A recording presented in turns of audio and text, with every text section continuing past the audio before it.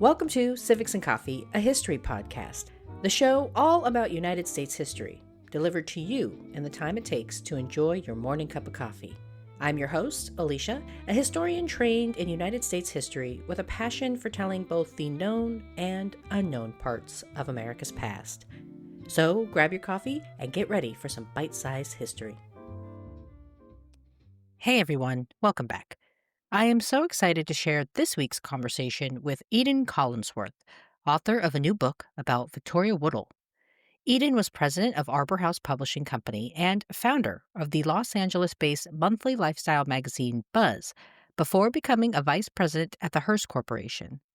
She served as the chief of staff at the East-West Institute, a global think tank, and in 2011, after writing a best-selling book in China for Chinese business people on Western deportment, she launched Collinsworth and Associates, a Beijing-based consulting company which specialized in intercultural communication. She is also the author of I Stand Corrected: How Teaching Western Manners in China Became Its Own Unforgettable Lesson, and she currently lives in London. I hope you all enjoy the conversation.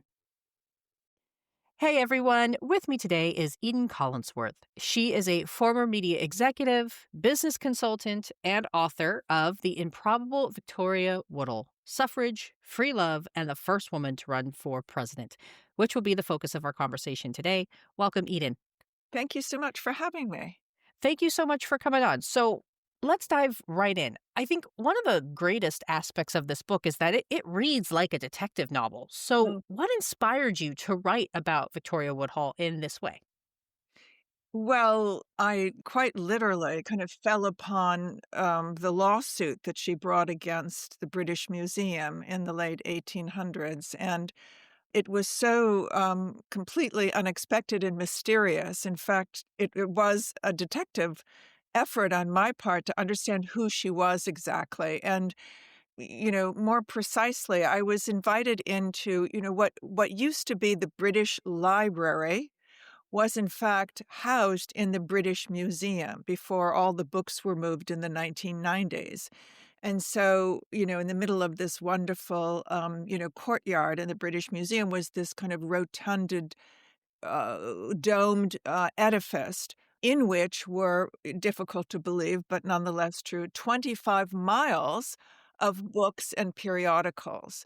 And when all of that was moved, what was left was this kind of peculiar, I don't know, collection of non-book items. Like, I mean, it is, there was for example, the shell of an incendiary bomb that had come through the roof of the museum during the Wow. Blitz. There were various postcards that Karl Marx wrote. He researched and wrote his manifesto from the library. And so he left behind a variety of, they weren't necessarily notes, but so the point is that what caught my eye on the shelves that were fundamentally empty were these, kind of beautiful blue leather folios, Hmm. and the spine read Woodhull versus the British Museum. And so I asked the librarian, what gives here? And she quite honestly didn't know. She, in a kind of an accusatory way, she said, "Well, yes, that was another American woman," as though somehow we're all, real troublemakers.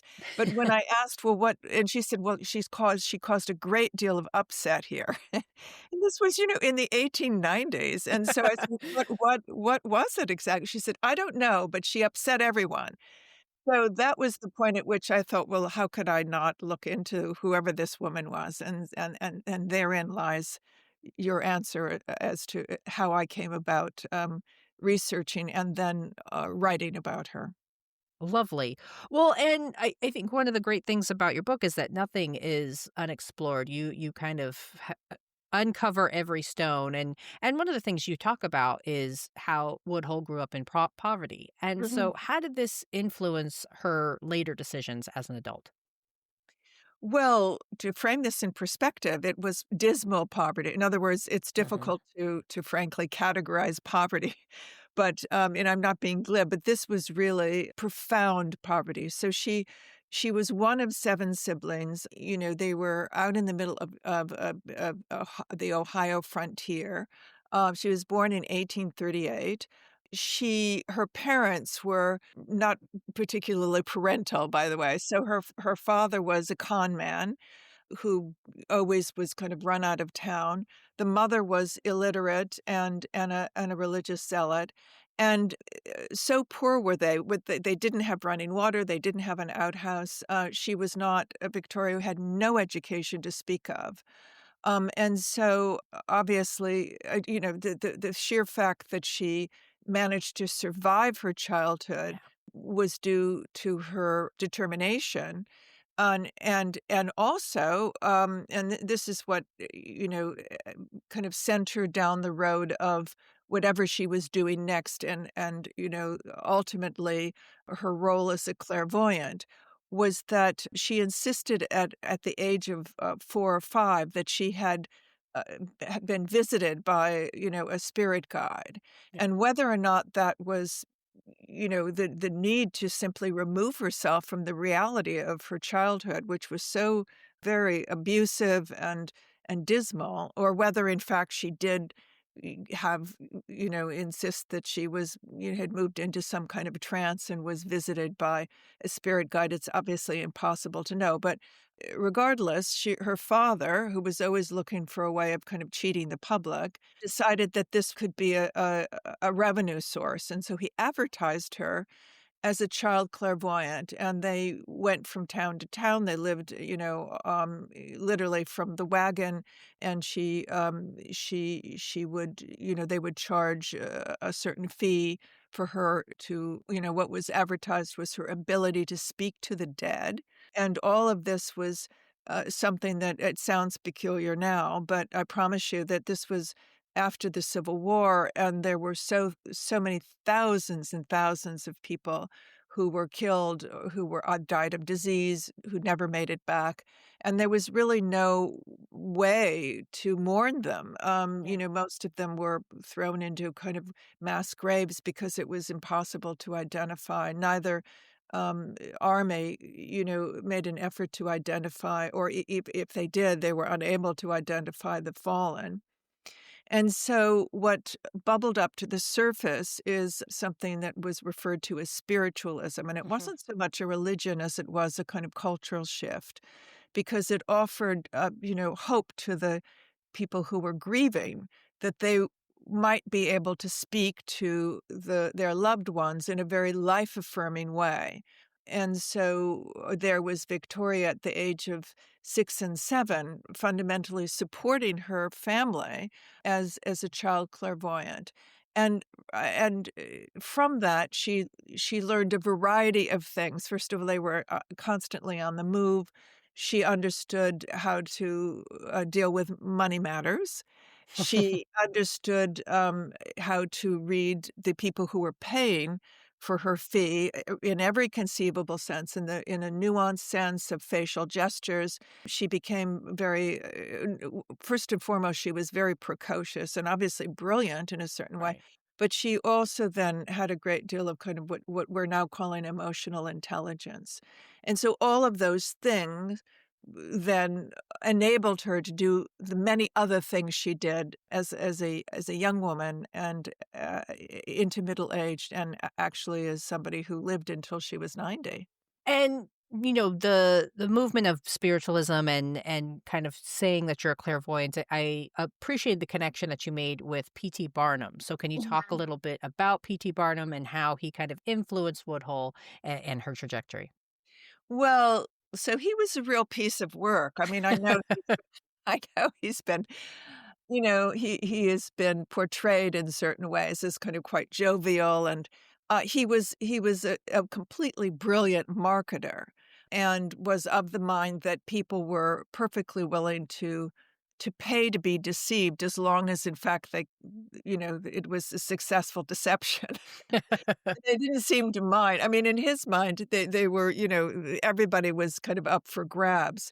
And so he understood during the period of time that spiritualism became popular, that the idea of creating these kind of very atmospheric rooms where, you could, in fact, there was a clairvoyant, you could speak to the dead. So he somehow moved it into almost a business model where there were, it was not unlike an annex to their circus tents, that there was this separate room that you could go into. And so, it was a great opportunity to make a actually a great deal of money, and Right. so Victoria, understood, having seen this, that, she as a younger adult, she in fact found a way of marketing herself, and in that way, he was very influential, not only for her, but also they were, these sisters called the Fox sisters, and Yeah. they also benefited enormously. He kind of discovered them and then sent them off on a national tour.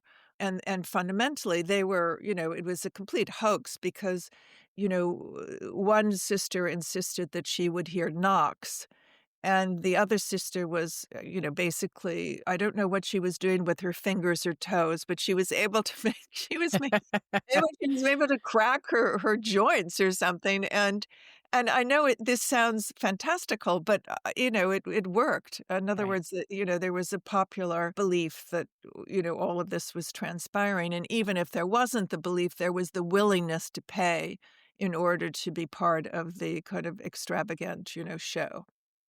Yeah, and we've touched on spiritualism a little bit, but just for people that maybe are not familiar with what the movement was and what it entailed, can you give people a little bit of broad strokes? What was spiritualism and kind of what was Woodhull's role in kind of perpetuating that?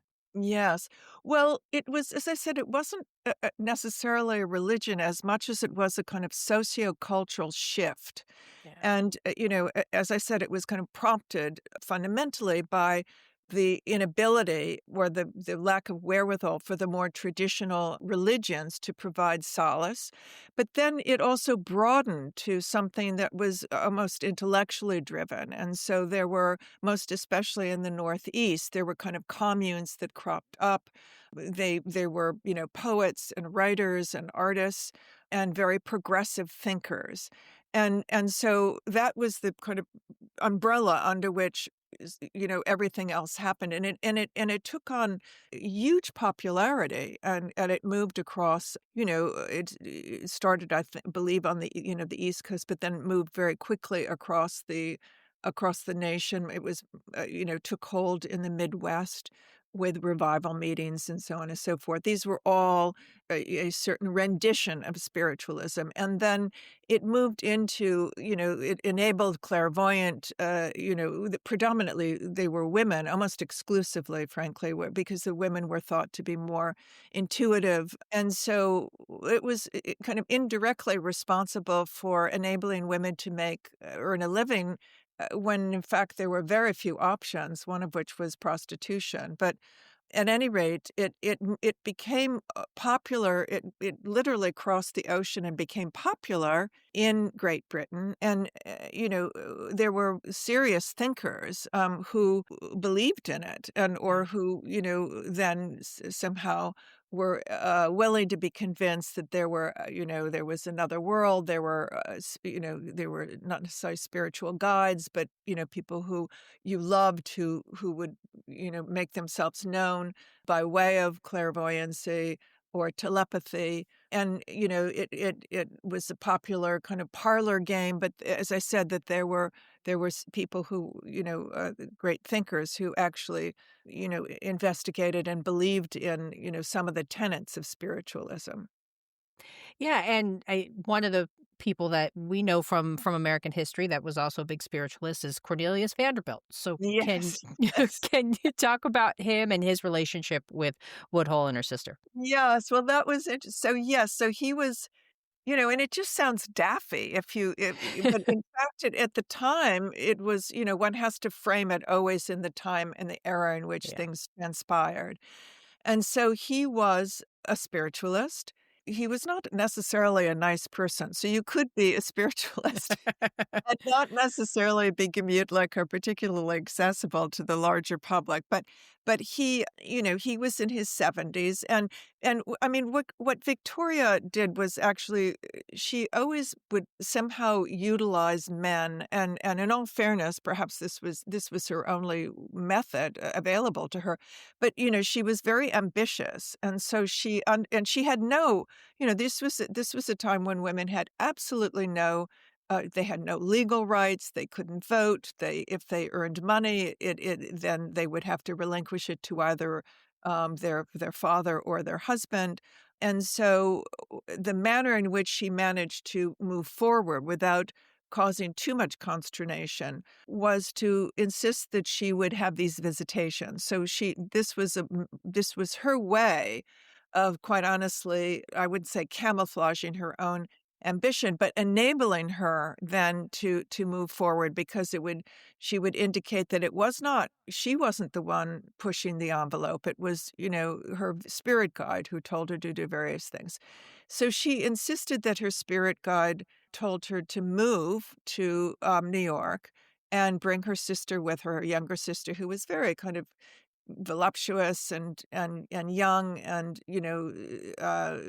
enjoyed herself, sexually, and whether or not there was in fact a spiritual visitation, and which prompted Victoria to move to New York, or whether she was literally stalking the richest man in America at the time, it's difficult to know, but arrived there, and she, settled not very far from where he lived, in kind of what is now the Murray Hill area, the kind of Midtown. He was in his 70s. The younger sister, Tenny, was barely broke into her 20s. Victoria must have been at that point in her mid to late 20s.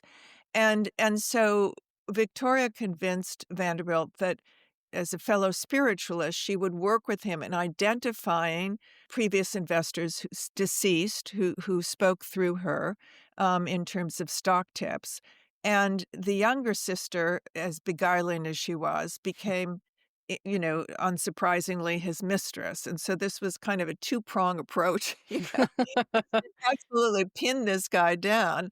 And to her credit, Victoria took the opportunity to learn about the, stock market, and although she couldn't trade as a woman, she made her own fortune during Black Friday when the gold prices plummeted, Mhm. and, this was in the 1860s, and people were selling their stock or as collateral, and the stock market crashed as a result. So, it was the domino effect. And she was very astute in understanding that this would not always be the case. So she sent men into the trading building to buy stock at the bottom of the barrel, knowing that it would rebound. And it did. It did. It took about 3 or 4 months, and she became very, very rich based on the really quite astute stock maneuver she orchestrated. And she didn't, I mean, most of us would at that point just, enjoy themselves, but she was ambitious enough to take the money that she made and declare, in the most unfathomable way, that she was going to, launch a brokerage house on Wall Street, which again was just unheard of. It's kind of out of Ripley's Believe It or Not, when Yeah. she couldn't trade. She made another fortune.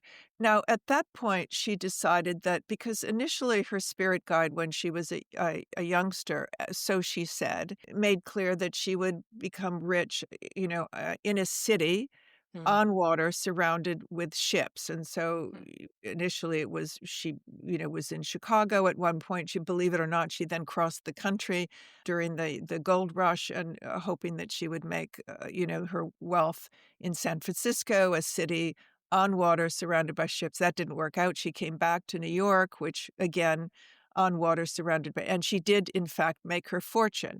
But the spirit guide had also told her that eventually she would become a leader of people. And Mm. so at the point at which, she settled into her fortune, a second time around, she decided that this was an opportune time to kind of make her move. And, so she declared that she would be running for, president in the 1872 election against Grant, and, of course, she couldn't vote. But that did not dissuade her in any way, and in order to facilitate her effort in this way, she decided to launch a newspaper so that again, yet again, it was just something unheard of, and that was successful as well. Yeah, and let's talk a little bit about her presidential campaign. She was an interesting candidate, not only for her gender, but kind of some of her positions that she talked about. So, could you talk about her campaign and kind of how she shaped up the political realm? Yes, well, the first thing she did was to present herself to the suffragette movement, and, initially, the old guard was, very kind of suspicious because she was a bit of a loose cannon, but, Susan Anthony, among others, realized that she was somebody who was extremely determined, and in fact, there was an enormous energy that she offered, to the movement, and in fact, she did was the first woman to speak on behalf of a woman's right to vote, to a congressional committee in Washington. Of course, that did not transpire. It took 50 more years for women in America to receive that right. Nonetheless, she became, she was already notorious, frankly, or infamous or famous. Depending upon your perspective. But she was always very provocative. Not only did she launch a newspaper and her brokerage house, but she insisted she spoke to spirits, and now she was going to run for president. So, for the first time, understandably, she was all of this then provided her with very much a national platform. She used her newspaper, and again, she was really quite brilliant in terms of her strategies. So the newspaper became a platform by which she then could communicate her political proposals. And they were incredibly progressive. They included a proposal for an 8-hour workday. She was endorsing the notion of labor unions. By the way, this is a capitalist, by the way. I mean, she made her money in the stock market. She was the first to reprint an English translation of Karl Marx's manifesto. She proposed the idea of teaching sex education in the schools. She insisted that women should have the right to divorce, most especially if they were in an abusive relationship or marriage, and then they should have the opportunity to earn their own living to support themselves. And in a way that really is quite remarkable, stunning, she also proposed the idea of a kind of international court of justice. And so, this was somebody who was so far ahead of her time. I mean, there are issues that we're still grappling with today. And in that way, she made even more news for herself, but she put herself on the radar screen of, this fellow Anthony Comstock, who was already insisting that she was somebody who shouldn't be doing what she was doing. He was a nightmare, frankly, but he put himself in charge of identifying what he considered to be pornography.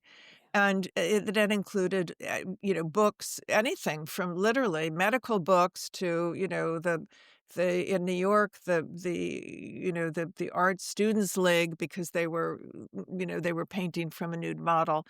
And he was very clever in that he realized that if he volunteered to forego a salary. So this is sounding very familiar, right, in terms of what's transpired in Washington on occasion with the current administration. By insisting that he wouldn't accept his salary, he volunteered to become involved in the postal system, and that gave him then the right to make arrests and incarcerate anybody who was sending what he considered to be pornography across state lines, and so he orchestrated a scenario where somebody, whether it was in Connecticut or New Jersey, then paid for a copy of her newspaper. It was then mailed. It crossed the state line. He then was in a position to arrest and incarcerate her, and that is precisely what he did. And she was, stayed for several months in a very dark, damp jail cell in New York And this was during the course of the election, and so she, wasn't privy to anything that actually transpired in terms of her name being on the ballot. That was the least of her worries because she got out and everything had collapsed. Her, Yeah. newspaper had folded. Understandably, the brokerage house she launched was out of business. She couldn't. She had made money as somebody who was actually she was a remarkable orator and lecturer. She could no longer do that because she had respiratory ailments as a result Mm. of being in a damp cell. And so she was really in a very, dire financial, straits, when she got out. But then, because her life is unfathomable in every conceivable way, she came into money because the Vanderbilt family was anxious, he was on his deathbed, that Victoria and her sister might blackmail the family because she had been privy to, any number of his indiscretions and his business dealings. And so they gave Victoria and her sister $200,000 to leave the country with the pledge of never returning. And that's what saved her. That was yet again, she was like a cat with nine lives. That gave her then the opportunity to reestablish herself in England. And taking kind of a step back, the thing I love about Woodhull is that she both typifies and kind of rejects gender norms. And so I'm curious for you, how do you think she kind of handled both accepting the gender norms of her era, but also just rejecting them? Well, I mean, again, one has to frame it in the perspective of the error. Forgive me for repeating myself, but it's so important to understand just how few rights, if any at all, women had.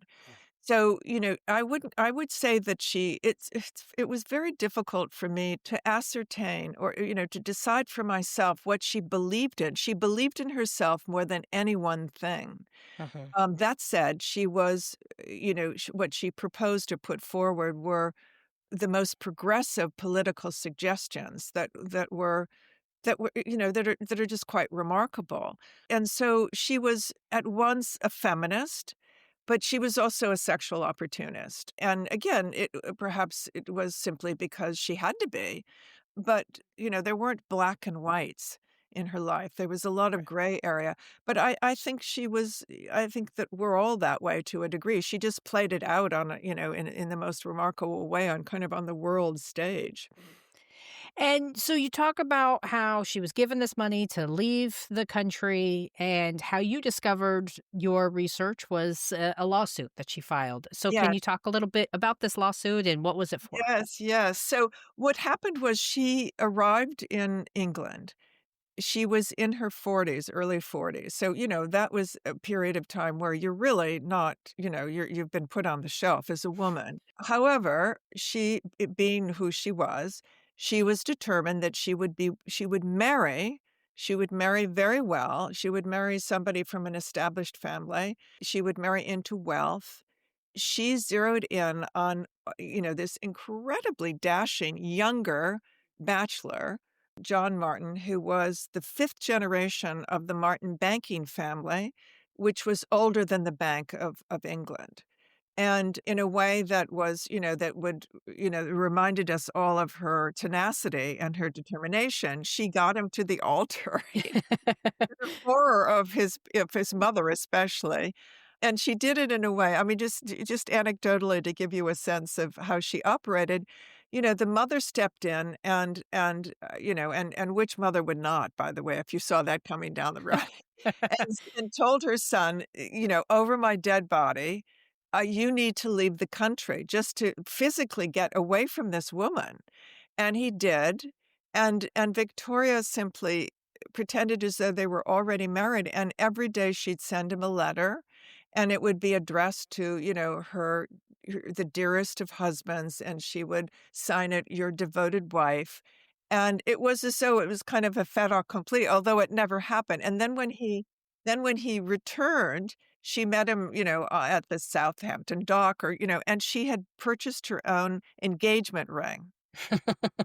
There she was. She was just, incredibly proactive, and they did marry, and actually they were quite well suited. They seemed happy.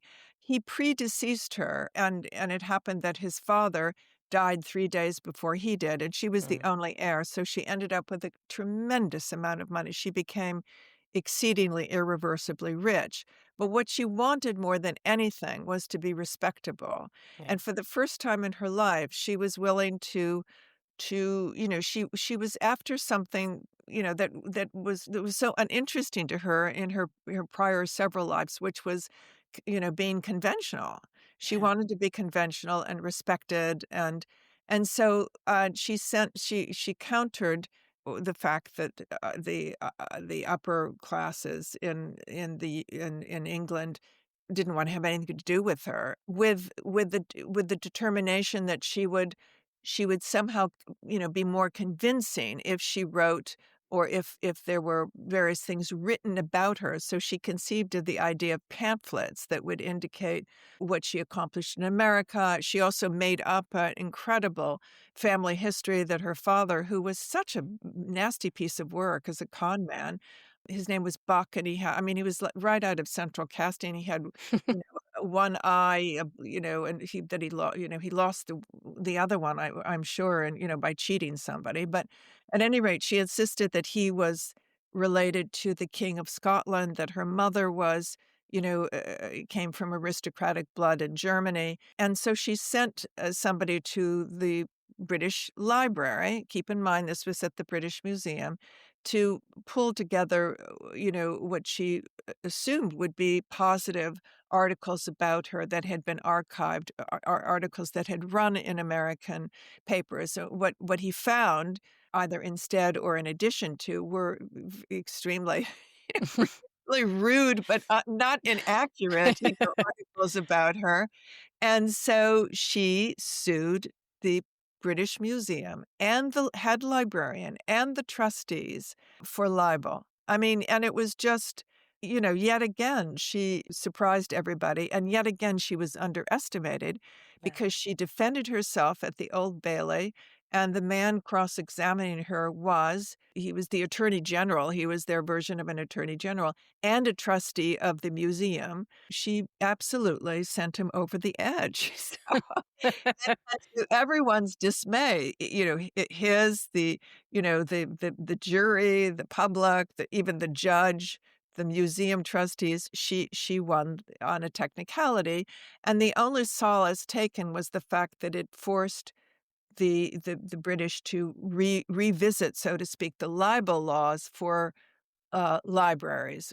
Mm, Obviously, you cannot begin to know what's in every book, under the roof of a library, and so that they changed the law as a result, but she still won.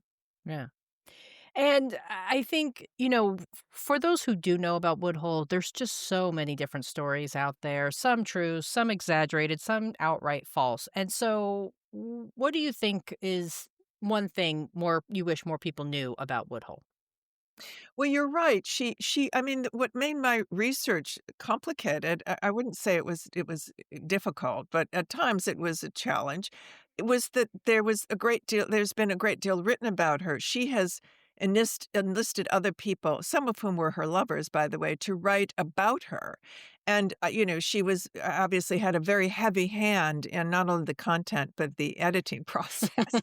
So it was difficult for me, although she lectured, there were journals that her newspapers, she had editorials, although I suspect that she didn't write many of them, although they were her ideas. She always had an orbit of very capable men around her to kind of do her bidding. But the one thing that is undeniable is there are 2 things: her progressive ideas, which Mm, are admirable, and also the fact that she was so determined and resilient, and for that, I admire her enormously. yeah. And you decided to call this book The Improbable Victoria Woodhull, which Mhm, I just thought was beautiful and on so many ways. mhm. So, what I would like to ask you is what made her, in your eyes, improbable? Well, I think the fact that she frankly, she lived the life she did. It was improbable in every conceivable sense of the word. She was improbable how she moved from one improbable phase of her life to the other. I mean, it's as though there were many lives, and virtually all of them had these unbelievable twists, plot twists. Yeah. And so I suppose she's the definition of improbability. Yeah. And what does studying or learning about Woodhull help us understand our current moment? Well, there were, just in terms of the people who paralleled her life, whether it was Comstock. I mean, that is for me that was a very interesting reminder Yeah. of the fact that an individual could accumulate that kind of political power and sway. And it was basically he had the endorsement of Congress, who were not paying much attention, by the way, because most of what he was doing was unconstitutional. And forgive me, I'm not going to veer into politics, but this is something sounding very familiar today, for right or wrong. And also the fact that by moving with such determination, from one thing to the other, she managed actually to get some of the things done, but she provoked a great deal of consideration across the board. And I do think that there are these individuals, it's would be inappropriate for me to name them, currently, but, there are people who are determined to either move us all ahead or counter what, are considered to be injustices. And, I think that's to be acknowledged and admired. And what do you hope readers take away from your book? Well, I think that it's encouraging to be reminded that an individual can make a difference. And I think that ironically, she at times was her own worst enemy because she overreached. In other words, she kind of ratcheted around and she didn't stick with one particular thing, but her instincts were right. And so I think and also what I'd like to, I mean, because I was trying to sort it out. I mean, I've lived in many countries, not my own, because of what I've done. I mean, in addition to business, I was the chief of staff of a global think tank. And so I've lived in so many different countries. And I wonder, as an American, what it will take for Americans to vote for a woman, a capable, Mhm. presumably capable woman president, because no matter where I've been, I mean, even in, what we would consider to be less sophisticated, nations or cultures, there have been, women who have been, granted that position and voted, they have been voted into office. And so I can't help but wonder. So that's something that I'm still grappling with, and, not in a judgmental way, but it's kind of intellectually, I'm intellectually curious as to how, what it will actually take for Yeah. that to transpire when it's happened in so many other places, frankly, less advanced Yeah. politically. Yeah. And as we're wrapping up here, where should readers go when they've finished your book and they want to find out more about you and the work that you do? Well, first, I would say, not to be deflective, but in the back of the book, each chapter has got additional reading. So if anybody's interested actually in any reference, because there was so much going on, that is what I read my way through, and that actually is, some of them, some of those references are in and of themselves absolutely worth reading if they're books or, online postings. And then as I'm very easy, I'm not the only thing I've really got is a website, so anybody is welcome to go. It lists my previous books. There's a way of and in some of my, interviews and so on and so forth, and there's also a way of contacting me if you so wish. Wonderful. And finally, we've just scratched the surface of this incredible book. Is there anything that we haven't discussed yet that you want future readers to know? I think that you've covered absolutely everything. I mean, if you start to read the book, I'm hoping it takes you through her life in a very Mhm. novelistic way. Mhm. And so it's quite accessible, although there's a great deal of going on there. And I think that in that way, it moves you from one thing to the next. So I think I've covered absolutely everything. I can't think of anything else I could possibly offer in what was a life that is so full of, surprises. Yeah.